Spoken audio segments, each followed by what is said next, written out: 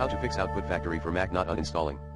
Here's a script file you can use to uninstall Output Factory for Mac, #bin/bash #stop the Output Factory app if it is running osascript quit app Output Factory #remove the Output Factory app and associated file sudo rmrf/application/output/factory.app rmrf/library/application/support/zevrix/output/factory rmrf/library/caches/zevrix/output/factory rmrf/library/preferences/com.zevrix.Output-Factory.plist rmrf/library/save \application/state/com.zevrix.Output-Factory.savedState.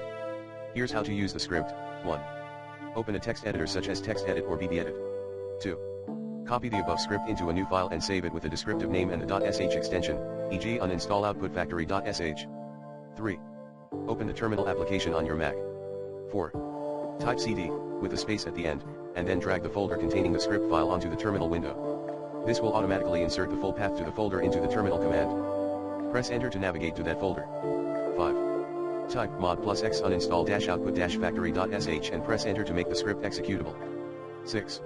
Type /uninstall output-factory.sh and press enter to run the script. Enter your admin password if prompted. 7. The script will now remove Output Factory and all associated files from your Mac.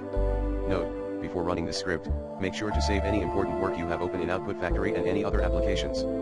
Also, be aware that the script will permanently delete Output Factory and associated files, so make sure you have a backup if you need to reinstall the application later. For starters, use the recommended Clean My Mac X in this video guide.